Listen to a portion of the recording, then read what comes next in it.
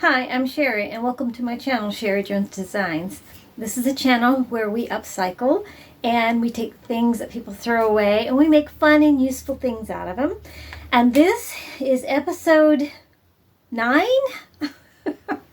I'll correct myself if I have it wrong. 8 or 9 of what is in that tote. And last week we pulled out a red velvet skirt and I really struggled. I am such a tomboy. I normally work with just cotton fabrics. I really struggled as to what to make with it. Everybody came to my rescue. The comment section was loaded with ideas and I used some of those ideas and I'll show you what I made.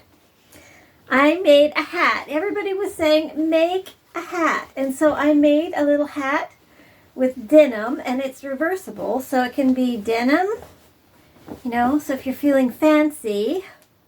And I've used red stitching on it. It's quite lovely. It's a little big for me. I'll put it on, but it's a little big for me. And there will be a tutorial on it. I'll turn it the other way. About how I made the pattern, how I made the hat. And it's quite cute. That took me quite a while because I had to create the pattern first and then make sure the pattern worked, which I struggled at first because the top part, I got this top part a little bit big. So there will be a tutorial on how I made that. And I made one more thing for myself. Mine were all worn out. You know, the little sleep mask, and it's so soft because I used the satin on the inside. And the one I have is all worn out. And I had that real soft elastic that I showed you guys. So I made myself a luxurious sleep mask. I'm going to be sleeping like a queen. Okay. So I want to just thank everybody who gave me all kinds of good ideas. I love the vest idea. I just didn't know how well it would work because the fabric had only 2 spots that were like this big without a seam through it. There were just seams everywhere in it. So it was really challenging to have a big enough piece like to work with that wasn't cut up with a seam. And even in the hat, you'll see all the little seams are in the hat. So, you know, and maybe that would have been okay in a vest. I don't know. And this would be cute with decorations on it, but I'd have to do it, which I might do, some appliques, but it can't be anything real big because it is, I made it so it can be reversible. So like I thought about doing stitching along here or something. So anyways, it may not be quite finished. I'm not sure yet. So anyways, somebody asked me to please share another funny story, so I'm going to go ahead and do that.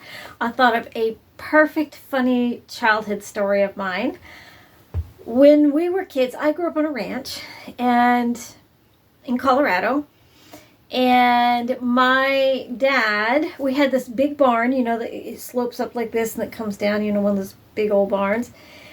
And as kids, we're bored, you know, we were actually schooled at home, but we had actually a certified school teacher that came out to our property and taught us in our own schoolhouse. I mean, how many kids have their own schoolhouse for their family, right? So we had ours.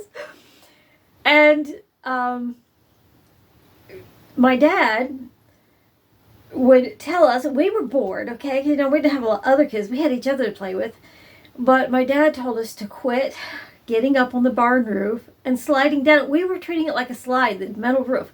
We would crawl up on the corral, you know, the boards on the corral, and help each other up on the roof.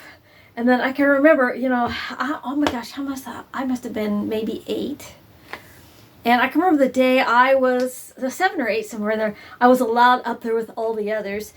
And I remember we'd like lick our hands and get our feet wet. You know, think how many germs we were eating. And we'd make our little bare feet. We'd make her run up to get a hold of that peak. And you get up there, you slap your hands on the peak and then turn around. And you have to get between the nails. Otherwise you get the seat of your pants ripped out. And we would slide all the way down. It had like a little eave. We'd slide off. And I can remember sliding down and my little legs dangling down over to this horribly manure pen down below. Now, if I had fallen, I probably would have hurt myself even.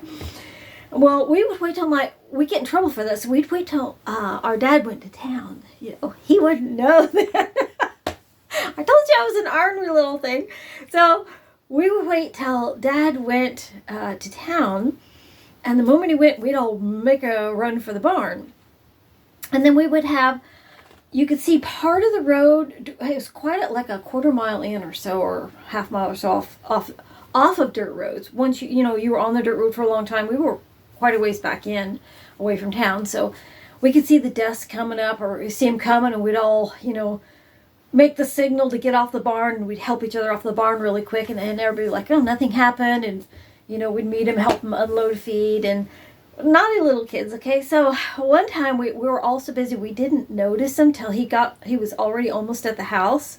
So we all scuttled off as fast as we could and lined up like little soldiers, putting our shoes on as fast as we can or whatever. And my dad pulls down there. Well, my one brother, he got off so fast he left his boots on the on top of the barn roof. And so we're all lined up like little soldiers, like we didn't do anything. And my dad gets out of his truck, and he was in a good mood, thankfully, because if he was in a bad mood, we probably would have got it. He gets out, he looks up, he looks at us, and we're all so polite, just standing in perfect little rows. He goes, anybody gonna help me with this feed? We're just all scuttled. I saw him smirk like that, that caught the red end, and that I caught him, and he never said a word about it. He never said a word. He saw my brother's boots as clear as day up there. He looked up at him and he looked at us. But what would happen by getting up and playing on that roof? We were working up the nails on the roof and making the barn leak. It wasn't good for the barn. Plus, it was dangerous. So I thought you'd enjoy that fun little story. And I'll share more. We'll share fun stories on the Mondays when we do the Tote Challenge, since you guys enjoyed it so much last time. And so let's get to what we're going to be working on next. For those who might be new and just tuning in, we're doing a challenge. Somebody was going to, let's start over.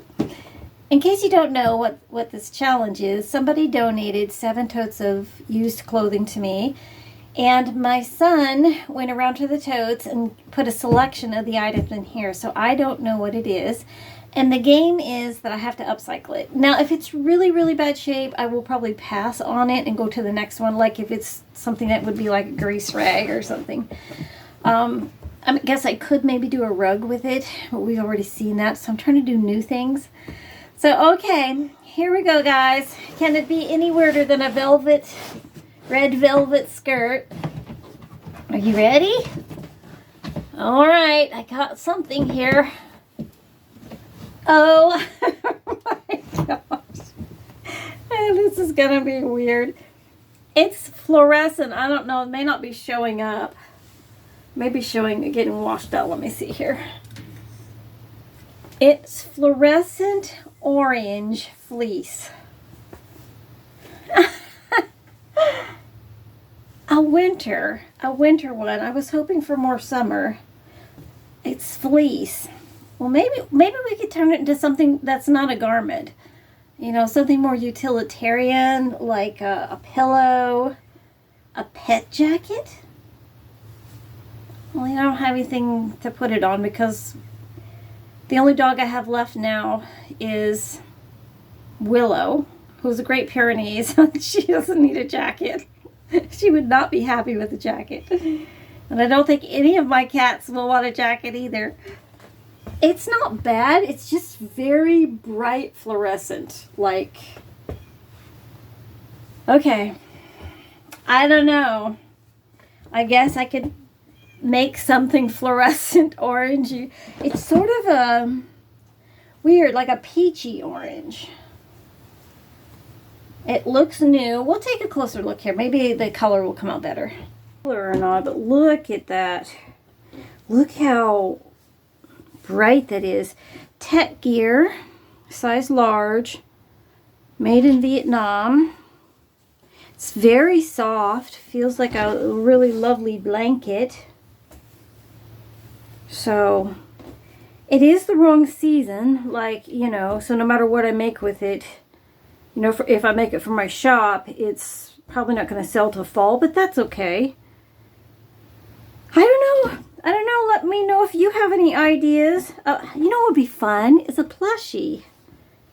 Some kind of little plush animal or something, but I don't sell those either. So let's look at the back side. Let's make sure it doesn't have any holes, bad stains, maybe there. It looks like it's barely been worn. It's very soft. It might not look too bad if I did cut it off and put some, like a denim here, you know, and then use some widen it out a little bit and use some warmer colors. I don't know. Let me know what you think. If you had to make something out of it and make something you can use. So let's talk about it a little bit more. Well, it is very, very bright. I mean, it is a spring color, and it is chilly in the spring, so maybe just adding some denim accents and some other colors to it to break up so it's just not so loud all at once might be just the way to go. So yeah, let me know what you think you would do with it. Would you make a tunic with it? Would you make a cute plushie with it? I mean, a pillow, a pet jacket. I don't know what else. I can't think of anything else. So let me know if you have any ideas, and I'll have to turn that into something, or I'm going to try to turn it into something by next Monday, and that will be a fun challenge. So thanks so much, guys, for watching and sharing and liking, subscribing. All that subscribing is important, so if you haven't subscribed yet, please do. And I guess I'll see you in the next episode or video I put out. I should have a tutorial out on Friday if everything goes well. So thanks for watching, guys, and I hope you guys are all doing well, and until next time, happy sewing.